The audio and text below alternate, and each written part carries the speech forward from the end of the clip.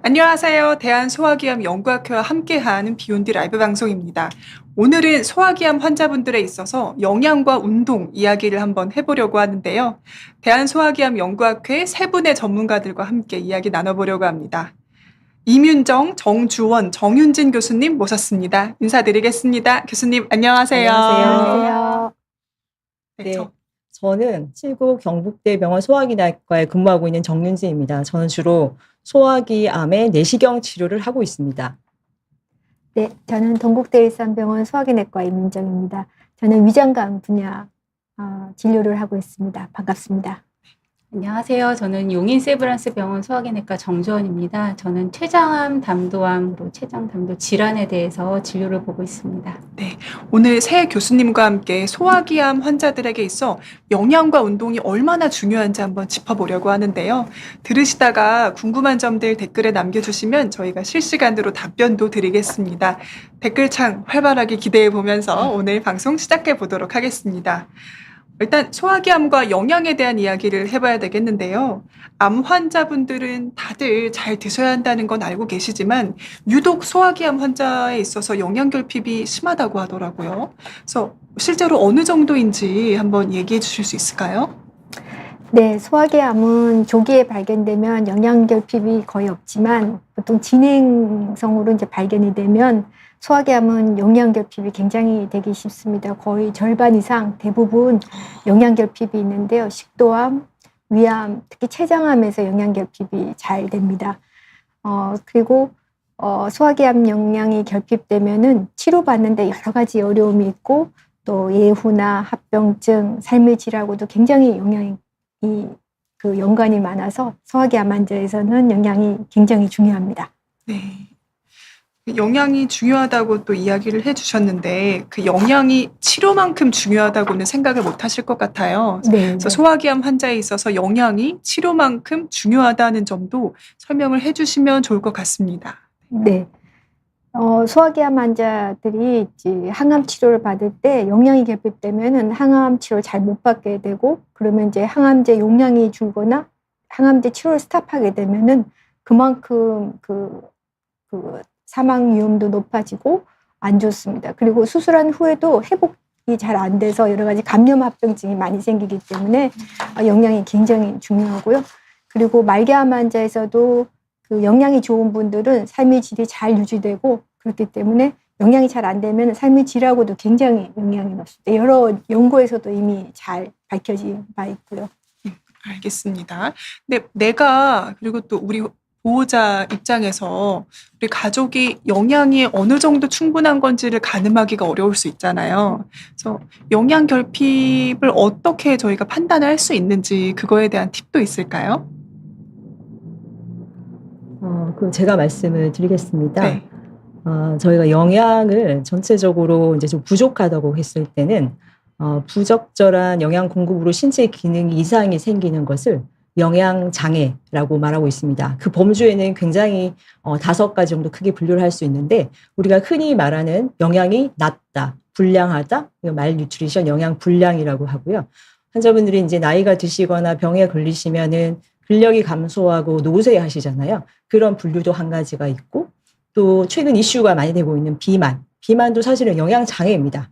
겉보기와 다르게 환자분들이 오베시티 환자들은 굉장히 영양이 부족하신 경우가 많거든요. 그래서 미세 영양소 이상이라든가 아니면 갑자기 오랫동안 굶으신 분들이 식사를 재개함으로써 영양 재개 증후군이라고 대사 증후군이 생기곤 하는 이 모든 것을 영양 장애라고 하고 저희 이제 암 환자들이 주로 겪는 것이 영양 불량이 되겠습니다.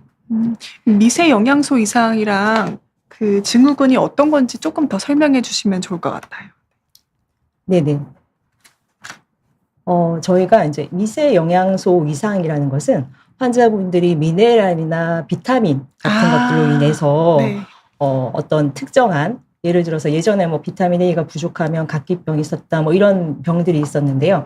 요즘에는 많이 이제 교정이 됐습니다. 하지만 이제 아직까지 이제 그런 영양이 충분하지 않는 지역이나 아니면은 그런 영양 흡수가 좀 부족하신 저희가 이제 위절제를 하신 분들 이런 분들은 그런 영양소를 드셔도 흡수가 잘 되지 않거든요. 그래서 미세 영양소 이상이 있을 수 있습니다. 그래서 영양 재개 증후군이라는 것은 환자분들이 수술을 하시거나 하시면은 식사를 하고 싶어도 못 하시는 경우가 많아요. 근데 오랫동안 굶으시다가 갑자기 식사를 하시게 되면 굉장히 이제 대사 증후군, 전해질 이상이 생기면서 힘든 상황이 됩니다. 갑자기 설사를 하신다던가 뭐 구토를 하신다던가 이런 증후군이 갑자기 생기게 되거든요. 그래서 거의 주치의분들께서 그런 것을 잘 아시고 계시기 때문에 서서히 천천히 조금씩 영양을 재개하고 있습니다. 알겠습니다. 영양 불량이 생기지 않게 하는 게 굉장히 중요하다는 말씀이신데요. 근데 환자분들도 먹고 싶은데 못 드시는 경우들도 많잖아요. 이게 입맛이 아예 없거나 또 음식을 넘기기가 쉽지가 않아 하시는 경우에는 또 참는 게 그냥 대처는 아닐 것 같은데 이런 경우에는 어떻게 좀 얘기를 해주시나요? 저희가 이제 아까 재개 오랫동안 굶고 있다가 갑자기 먹게 되면은 갑자기 이제 영양 저희가 공급을 하다 보면은 갑자기 인슐린 분비량이 확 증가하면서 우리가 이제 셀 안으로 세포 안으로 전해질이 확 들어가면서 혈중의 전해질이 이제 불균형이 일어나면서 심장에 여러 가지 이제 문제가 생기는 그 증후군인데 이제 그럴 때는 저희가 이제 의료진이 아까 정윤준 교수님도 말씀하셨듯이 잘 알고 있기 때문에 제처를 잘합니다. 이제 천천히 영양을 이제 공급하고 또 티아민 같은 걸 특별히 더 공급한다든지 하기 때문에 의료진을 신뢰하시고 이렇게 영양 공급을 이렇게 천천히 재개하시면 좋고 저희가 이제 잘 못 먹는 환자들한테는 이제 뒤에도 이제 종지원 교수님이나 정윤준 교수님이 많은 얘기를 해줄 텐데 저희가 못 먹을 때는 이제 보충으로 이제 액체로 된 게 있어요. 경구로 보충하는 그걸 이제 드리고 간간히 더 드리고 또 필요하다면 정맥으로도 공급하고 또 그런 결정을 할 때는 영양을 이제 잘 평가해서 저희들이 거기에 맞게끔 또 말씀을 하니까 네, 그렇지만 그런 거 관계없이 일반적으로 잘 이제 영양이 잘 공급될 수 있는 팁도 이제 뒤에서 잘 말씀드리겠습니다. 네. 그리고 지금 띄워주신 슬라이드는 어떤 내용인지도 여쭤봐도 될까요? 예. 영양 불량이 그러면 어떤 원인으로 생기는 것인가에 대한 내용인데요. 대부분은 질환과 관련되어 있습니다. 그렇지만 잘 아시는 것처럼 이렇게 경제적으로 낙후된 지역이나 질환과 상관없이 그런 지역에 사시는 어린이라든가 분들은 사회 경제적 요인이나 기아로 생기는 경우도 있거든요. 네, 우리나라에서는 대부분 질환 관련이고요. 특히 이제 우리가 중점적으로 보는 만성 질환, 암 같은 경우에는 암 자체가 염증을 유발하기 때문에 그 염증이 동반되면서 지속적으로 소모적인 그런 영양의 부족이 일어나는 그런 과정을 거치게 되십니다. 그래서 소화기암이 있으신 분들은 만성적으로 영양 불량이 있을 수밖에 없다라고 봐야 되겠는데요. 네. 네, 그렇습니다. 그래서 저희가 이거 저희 환자의 증례신데요.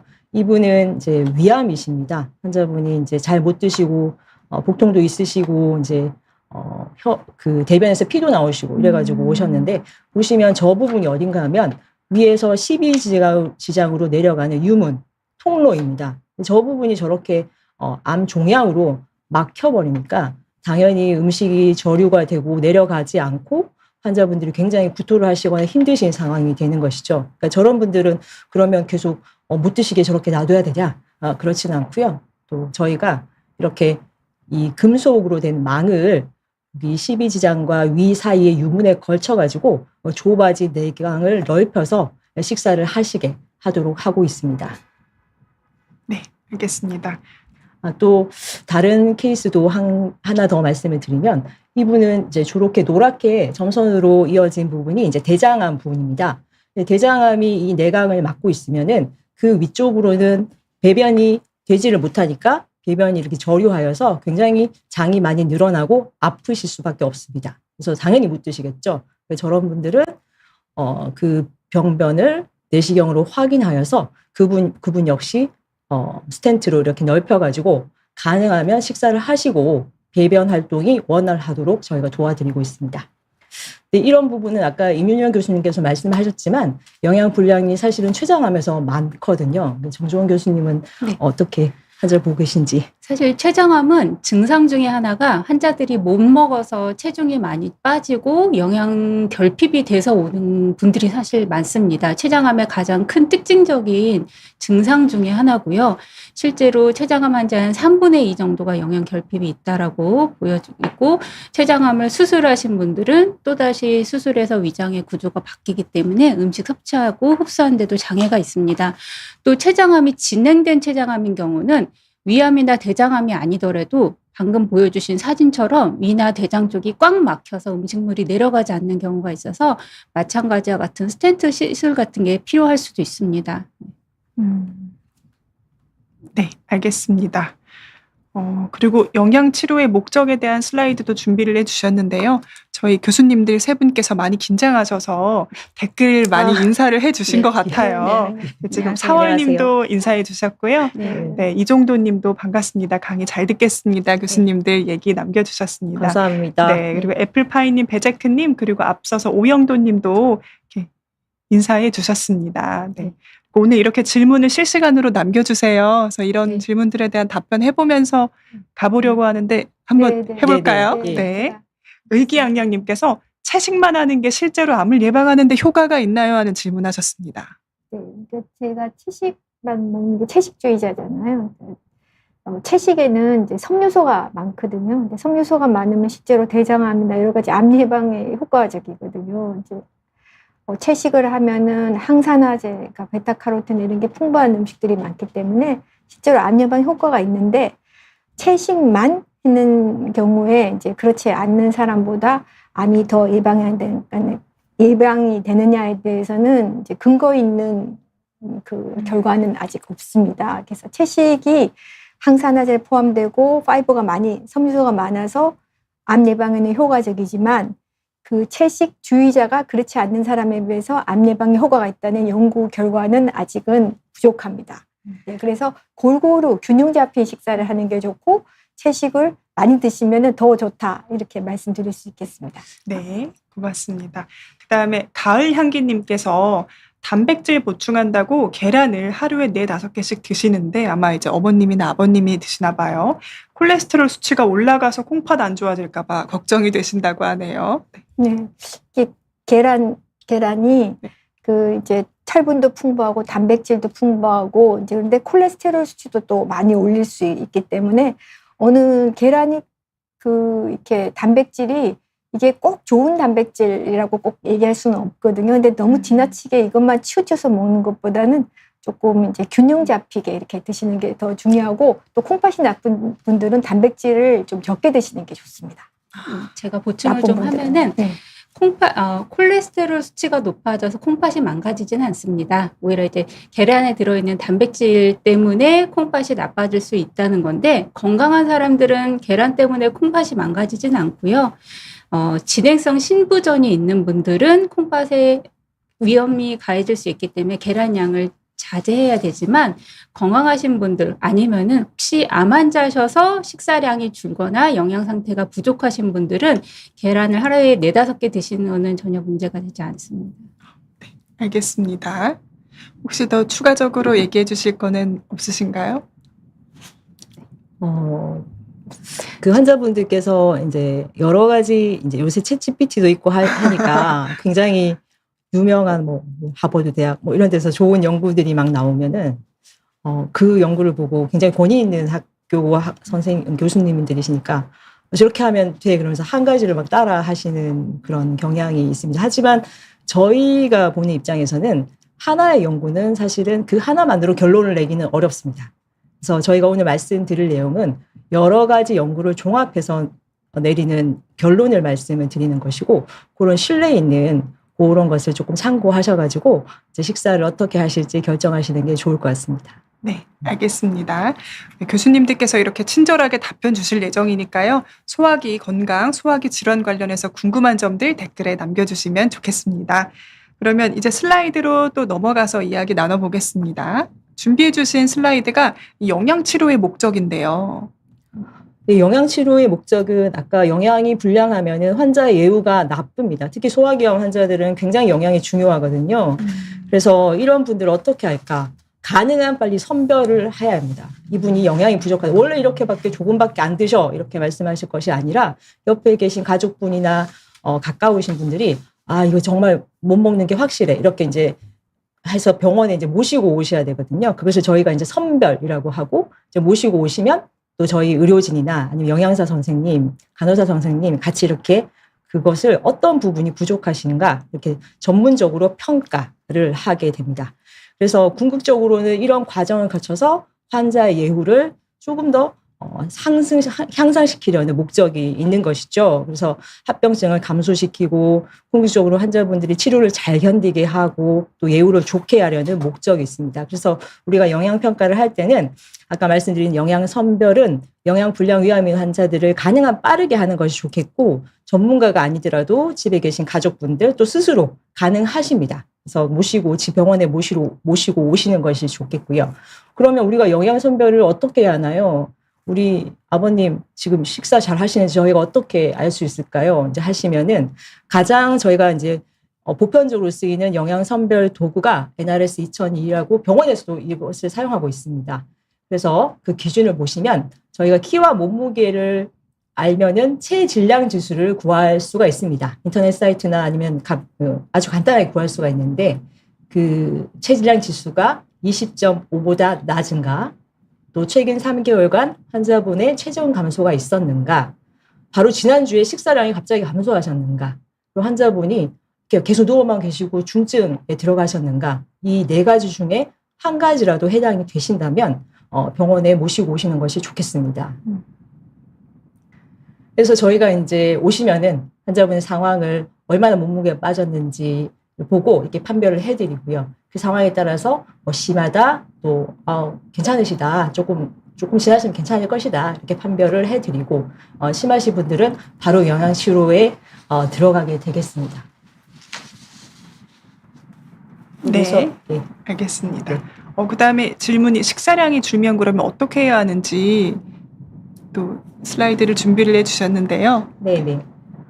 식사량이 줄면은요, 이제 환자분들은 운동을 많이 못 하시잖아요. 그래서 운동 에너지보다 우리가 실제적으로 생리적인 활동을 이어가는데 필요한 기본적인 에너지 자체가 이제 부족할 수 있습니다. 그 에너지를 계산을 해보시면 하루에 kg당 25에서 30kcal이고 대부분 1,800에서 2,000kcal를 섭취를 하셔야 되거든요.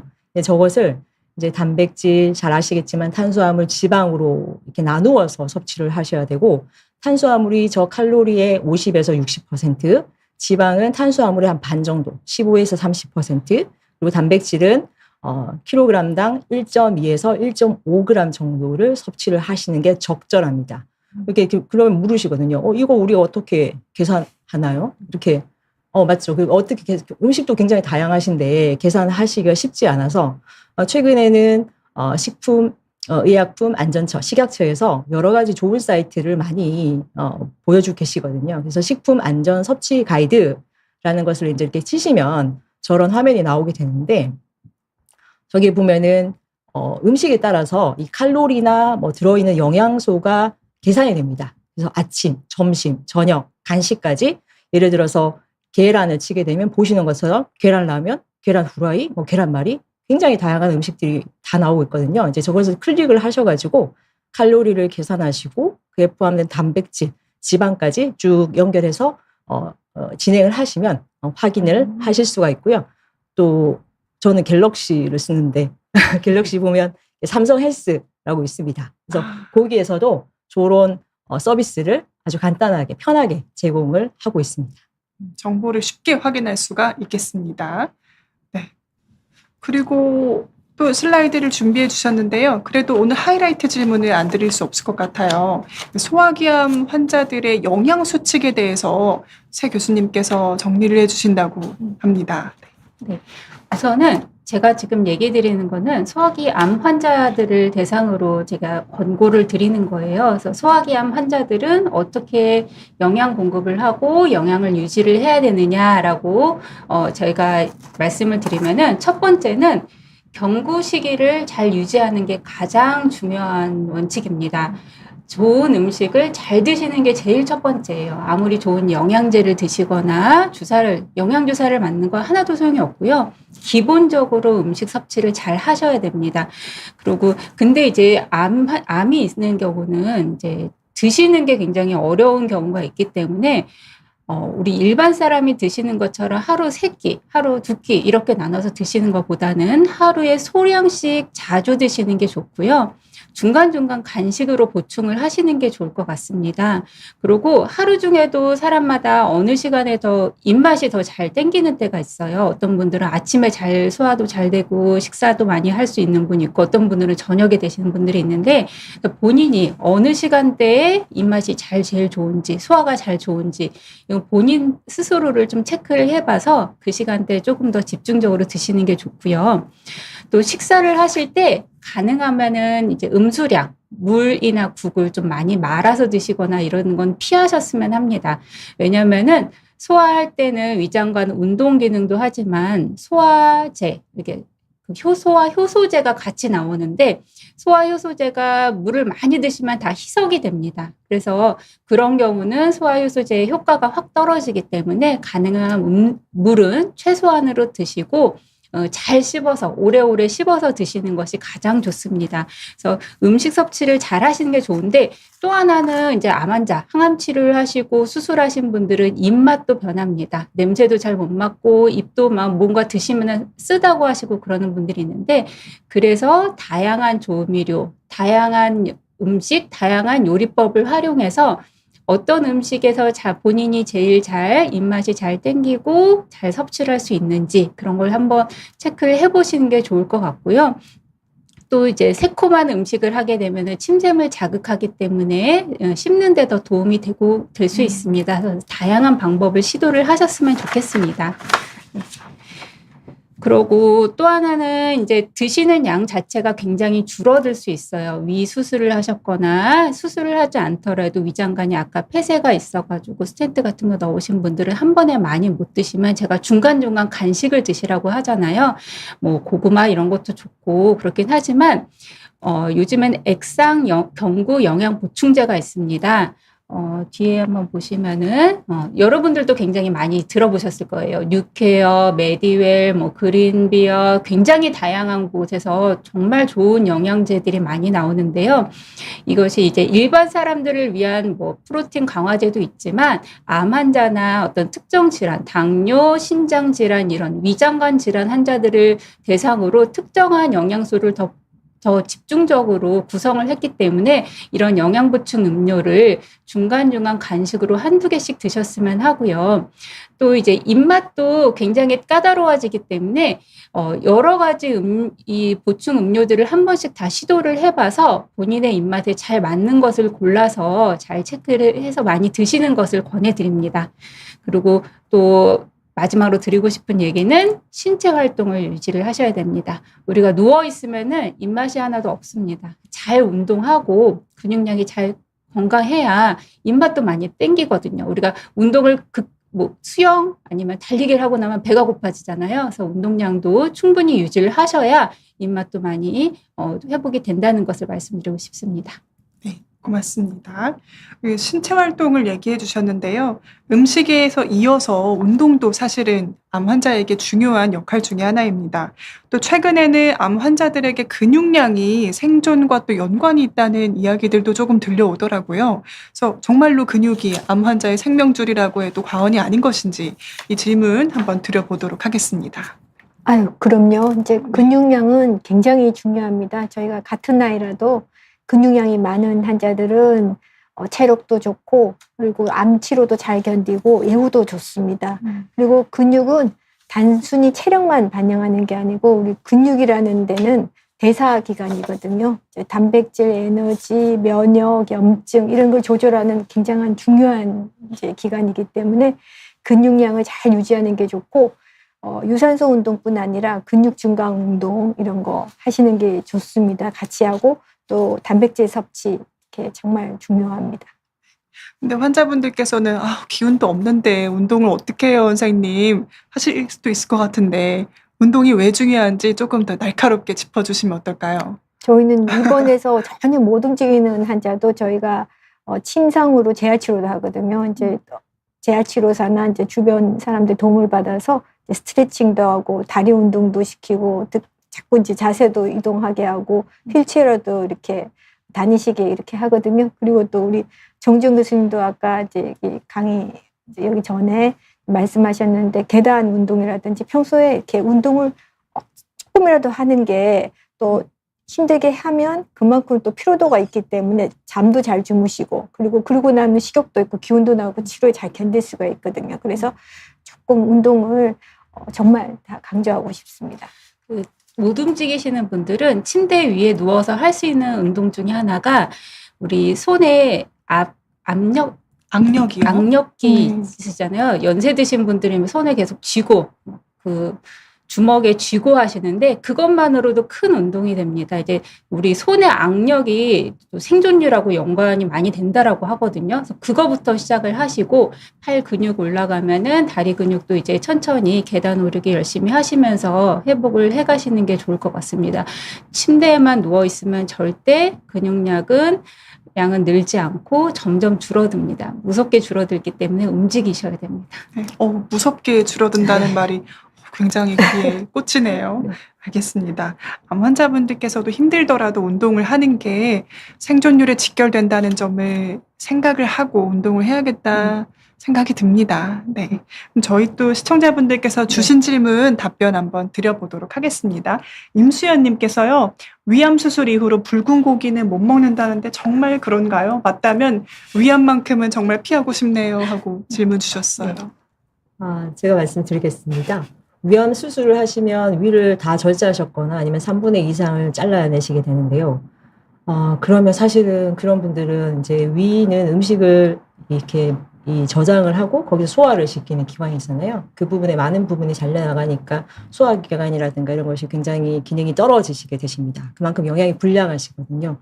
그런 분들일수록 고기 잘 드셔야 됩니다. 그래서 고기는 붉은 고기를 우리가 못 먹게 한다 하는 것은 맞습니다. 그래서 이제 암의 예방적인 요인에서 말씀을 드리는 것이고, 위암 수술이 물론 암이 재발하면 안 되겠지만 예방적인 부분보다는 영양을 잘 섭취하시는 게 향후 예후를 더 좋게 하는 게 더 큰 부분이거든요. 그래서 모든 음식을 골고루 좋아하시는 거 잘 드시고, 특히 위암 수술하신 분들은 위가 이제 조금 부족하시기 때문에 굉장히 더부룩하시거든요.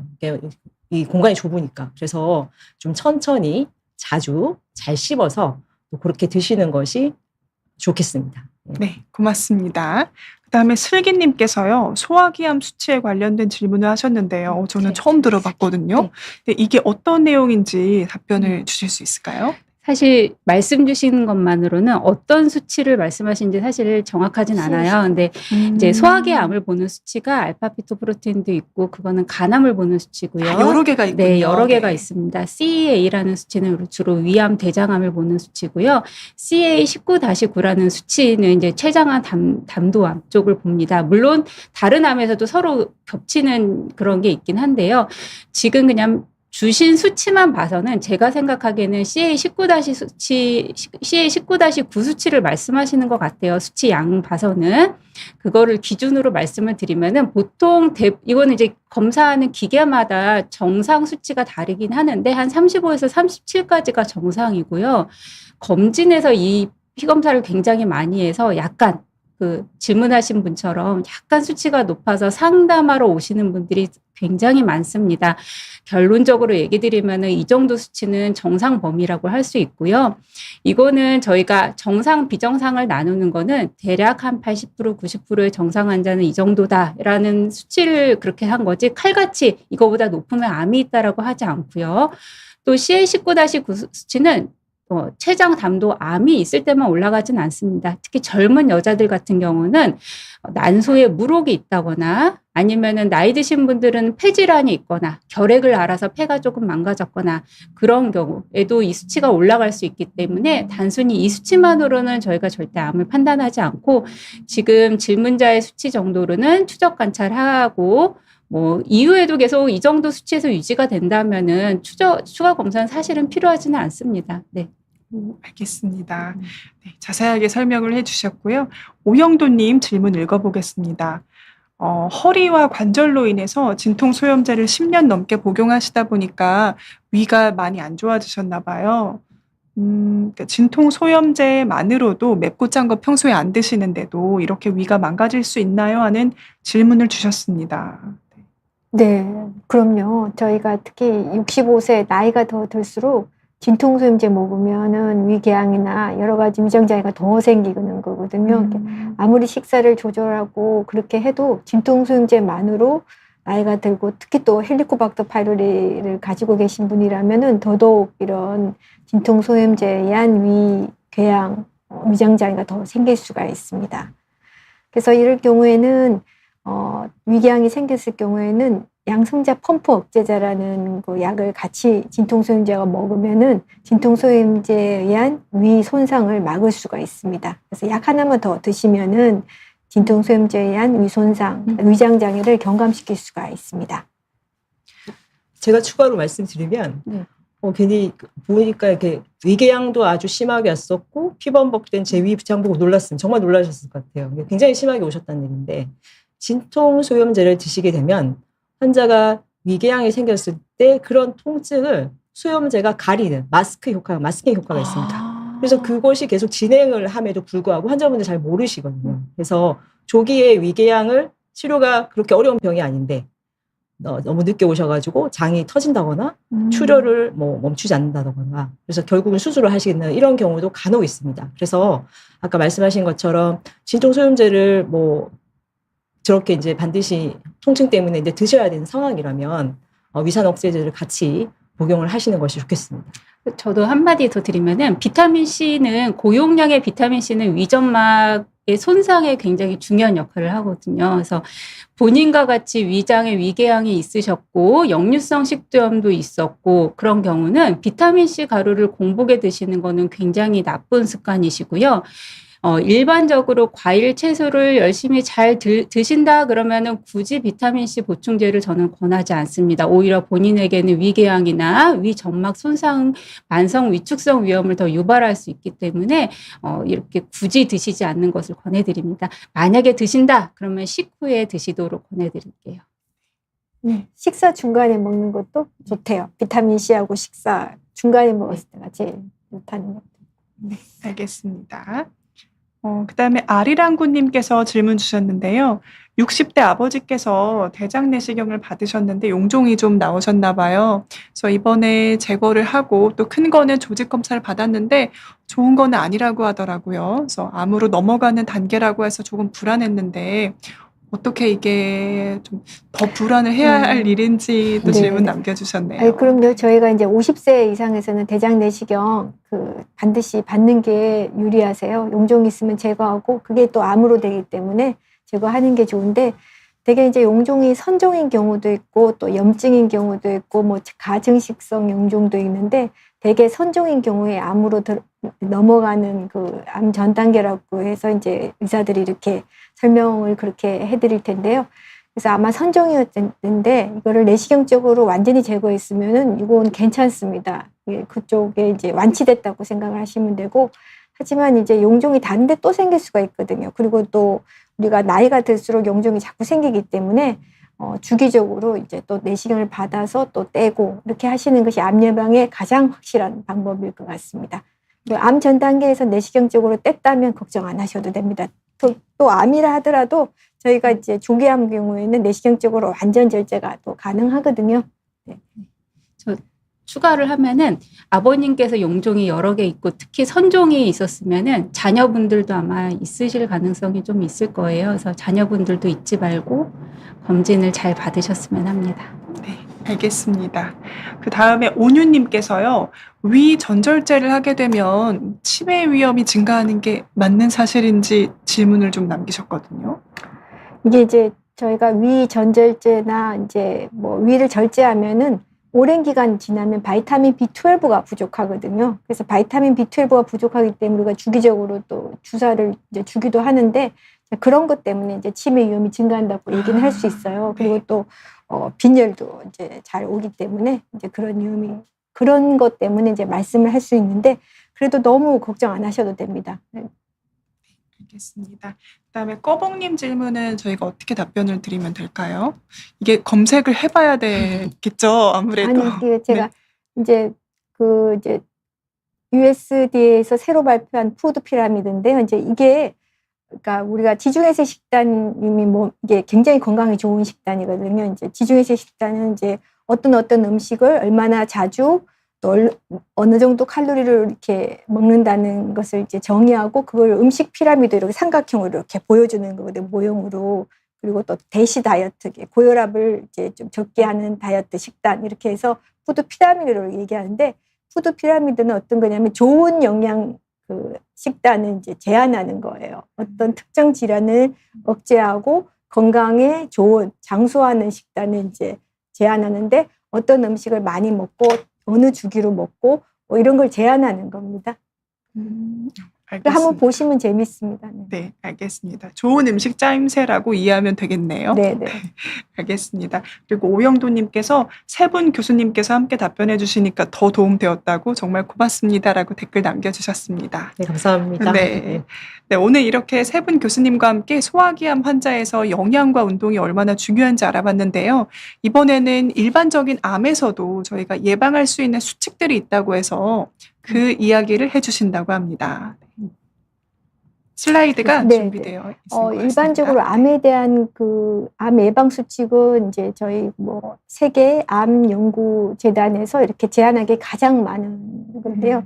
이제 그 수칙을 보면은 체중을 일정하게 유지하는 게 좋습니다. 비만 안 되고 또 너무 음식을 저체해서 또 근육량 감소하면 안 되니까 적절하게 먹고 또 적절하게 체중을 잘 유지하는 게 좋고 근육량을 유지하시는 거 중요하고 또 그리고 채소류 그리고 이제 섬유질 많은 음식 드시는 게 좋고 술, 담배 물론 안 좋고요. 그리고 고당류가 굉장히 안 좋대요. 그리고 가공육 우리 뭐 햄 이런 가공육이 별로 안 좋고 붉은 육고기도 사실은 대장암에는 좋지는 않습니다. 그리고 무엇보다도 비만 되지 않게 이제 조심하시는 게 가장 좋습니다. 그리고 제일 또 중요한 거는 주기적으로 검진하는 게 중요하다고 생각합니다. 위내시경 2년에 한 번, 대장내시경도 50세 이상 또 가족력이 있다면 아까 이제 정준 교수님 말씀하신 대로 더 자주 내시경을 해보고 또 용종을 떼고 또 용종 떼고 난 다음에 또 주기적으로 내시경 하는 거 그거 굉장히 중요합니다. 그리고 또 설사 암이 걸렸다 하더라도 못 드시게 되면 아까 정윤준 교수님이 내시경 치료 굉장히 잘하시는 분이거든요. 그래서 못 먹는 원인이 되는 암에서 통로로 만들어 주셔서 식사를 또 할 수 있게 또 할 수 있고 그렇습니다. 소화기내과가 그런 거 하는. 제가 이렇게 추가로 말씀을 드리면 최근에 데이터를 보면 저희가 젊은 나이에 발병하는 소화기암이 많다고 네. 이슈가 된 적이 있습니다. 그래서 그 원인을 이제 분석을 해보니까 물론 검진을 많이 해서 많이 찾을 수도 있지만 저희가 이제 70년대, 80년대 이렇게 들어오면서 환자분들, 그 젊은 분들이 햄버거, 피자, 이것들이 이제 서양에서 이렇게 많이 들어오는 그 시기거든요. 그때 이제 그런 시기를 하신 분들에서 대장암의 빈도가 높았어요. 그래서 그런 패스트푸드, 저런 아까 적색고기 말씀하셨는데, 저런 가공육, 저런 것을 조금 자제하시는 것이 좋을 것이라고 생각하고 특히 알겠습니다. 우리 어린이들, 청소년기의 시기가 훗날에 질병을 결정할 수가 있습니다. 그래서 청소년기에 좋은 음식을 드시는 것이 좋겠습니다. 고맙습니다. 그러면 한국인에게 맞춤 대장암 예방 수칙으로는 가공육 덜 먹기 이렇게 생각을 하면 될까요? 네, 비만 예방. 비만 네, 예방. 또 운동하시는 거. 네. 그리고 주기적으로 내시경하는 거. 네. 알겠습니다. 그 정도만 해도 대장암 충분히 예방할 수 있다라고 또 이야기를 해주셨습니다. 그리고 정희수님께서 질문 주셨는데요. 혹시 이렇게 또 외래 오셔서 질문을 하시는 분들도 있으셨을까요? 네. 암 진단받은 환자분들이랑 또 가족분들이 식단을 어떻게 구성을 해야 하는지도 고민이 많으신가 봐요. 네. 우선은 웬만한 병원에서는 이제 영양팀에서 암 진단받으신 분들의 영양 상담을 해주십니다. 환자분의 상태가 우선 어떤 암이었는지, 그리고 암 치료 하고 나서의 지금 상태가 어떤지, 암이 진행 중인지 아니면 완치하고 회복 중인지에 따라서 이제 어떤 영양소가 필요한지 다 상담을 해주시고, 또 한 가지 식단만 할 수는 없잖아요. 이 음식이 좋다고 해서 이 음식만 드시고 살 수 없기 때문에 아주 이제 일반적으로 뭐 정말 피해야 될 음식들 이런 것들을 이제 권해주시고, 또 좋은 식단 같은 것도 예시로 권해주시기 때문에 그 다니시는 병원의 영양팀과 상담을 해보시는 거를 저는 먼저 추천을 해드리고, 식단을 맞추기 어렵다라고 하는 거는 혹시라도 제가 우려하는 거는 혹시라도 암 환자분들의 식사를 제한을 하거나 그러는 게 아닌지, 이런 음식은 안 돼, 뭐 고기, 아까 예방을 위해서는 가공육이 안 된다고 하지만 저는 이제 암 환자의 회복기나 암 환자로서 이제 항암 치료를 하거나 수술적 치료가 필요하신 분들은 가공육을 제한하진 않습니다. 우리가 뭐 인스턴트 음식 이런 걸 사실 저는 제한하진 않고요. 전혀 다르게 접근을 해야 됩니다. 암 환자분들은 영양 공급이 제일 중요하기 때문에 웬만하면 식단 제한은 하지 않고, 대신 이런 음식에 뭐 메스꺼움을 느낀다든지 아니면 굉장히 구토가 난다든지 이런 반응을 하신다면은 다른 가족들이 이제 식사 시간을 조금 피해서 그런 시간 조절하시는 정도가 필요하지 않을까 싶습니다. 예, 제가 좀 헷갈리는 것 같아서 말씀드리면, 이렇게 췌장암 환자는 이제 말기암 환자들 못 먹으면 그 치료 잘 못하고 또 예후도 나쁘기 때문에 영양 굉장히 중요하다고 말씀드렸잖아요. 그럴 때는 아까 정지용 교수님께서 뭐든지 먹을 수 있을 때 고칼로리, 고단백이 되는 걸 뭐 어떻게든 먹으라고 이렇게 말씀하시는 걸 강조하는 거고, 그리고 이제 암 생존자가 되고 또 이제 암 치료를 다 끝났고 다시 2차 암이 안 생기게 하는 그런 경우에는 아까 얘기한 대로 뭐 그러니까 가공육을 덜 적게 먹고, 그다음에 붉은 육고기 적게 먹고, 또 칼로리 많은 거 너무 많이 안 먹고, 섬유질 많이 먹고, 이런 게 해당되는 거거든요. 암 치료 말기암 환자에서 못 드시면 그거 굉장히 안 좋기 때문에 어떻게 하든 드셔야 된다는 거를 이제 정지용 교수님이 강조하시는 거예요. 그리고 이제 건강한 사람, 저희가 이제 건강을 유지하게 체중도 유지하고 비만 안 되고 이렇게 할 때는 아까 얘기했는 뭐 붉은 육고기 먹지 말고 가공육 되도록 삼가하고, 또 초가공 식품 이런 것 많이 드시지 말고 비만 되지 않게 잘 운동하고 해라는 걸 이제 강조하는 겁니다. 네, 알겠습니다. 네, 이민정 교수님께서도 잘 얘기해 주셨지만 마지막으로 세 분 교수님께 이 질문을 드려봐야 될 것 같습니다. 힘든 암 치료를 끝내고 제2의 생활이 시작이 됐는데 그때 또 교수님들께서 응원이나 혹은 조언의 한 말씀이 있다면 하나씩 좀 설명을 해주시면 어떨까요? 정윤진 교수님 먼저 부탁드리겠습니다.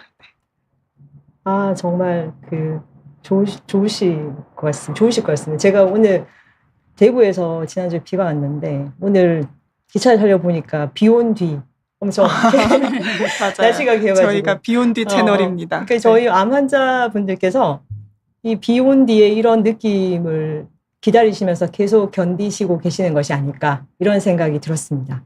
그래서 이제 그런 과정을 견디시고 이제 나오셨다면 아까 말씀드린 암 예방 수칙, 재발 수칙을 지키시고 또 가족들과 좋은 시간을 보내주셨으면 좋겠습니다. 네, 감사합니다. 네, 그다음에 이민정 교수님 부탁드립니다. 네, 저희 암 연구학회가 사실 영양연구회가 소화기 암하고 영양이 굉장히 중요하다 생각하고 저희가 캠페인도 하고 또 암 예방 연구도 이제 같이 많이 이렇게 하는 그런 이제 전문가 집단인데 저희가 이렇게 나왔는데요. 오늘 이렇게 이 어떤 톡이 말씀들이 도움이 좀 됐으면 이런 생각이 듭니다. 그리고 이제 저희 소화기 내과 의사를 이제 소개를 하면은 소화기 내과 의사는 이제 내시경에서 그 조기에 이제 위암을 발견하고 대장암 발견하고 이제 그 굉장히 이제 중요하게 생각합니다. 그리고 정윤진 교수님이 굉장히 전문가인데요. 이제 조기암 환자들 내시경적 치료로 할 수 있거든요. 그거 전문으로 하고 또 못 드시는 분들한테 이렇게 내시경적으로 이제 드실 수 있게 하고 또 소화기 기관이 이제 영양 먹고 이제 영양을 흡수하고 배설하는 기관인데 이제 그런 게 장애가 있을 때 약물 치료도 하고 또 영양이 어떤지 이렇게 평가하고 이렇게 하는 의사입니다. 그래서 저희들한테 진료 볼 때 이제 잘 이렇게 말씀 주시면 그때그때마다 잘 도움이 되도록 하겠습니다. 네, 함께 하겠습니다. 고맙습니다. 네, 마지막으로 우리 정주원 교수님께서도 말씀 부탁드립니다. 저는 우선 이제 암 예방을 하기 위해서 굉장히 어렵고 힘든 거를 하려고 하시지는 않으셨으면 하고요. 우선 스트레스를 가능하면 줄이고, 그러니까 즐겁게 사셔야 되고요. 맛있는 거 드셔야 됩니다. 몸 건강에 좋은 음식만 드시면은 어쩌면 재미가 없으실 수도 있습니다. 건강한 음식을 드시되 즐겁게 드실 수 있도록 유지를 하시고, 건강한 운동, 너무 무리한 운동, 몸짱이 되실 필요는 없으시고요. 건강을 유지할 수 있는 운동과 충분한 수면을 유지를 하시고, 이렇게 좋은 생활을 하시면은 암 예방에도 가장 좋은 효과를 발휘할 거라고 생각합니다. 감사합니다. 네, 오늘 이렇게 소화기암 환자분들에게 있어서 영양과 운동 얼마나 중요한지를 좀 강조해 주셨는데요. 오늘 말씀 주신 내용 이외에도 더 무궁무진한 내용들이 있으니까요. 앞으로 대한소화기암 연구학회 방송에도 많은 관심 부탁드립니다. 네, 그럼 오늘 방송은 여기서 마무리하도록 하겠습니다. 시청해 주셔서 고맙습니다. 감사합니다. 감사합니다.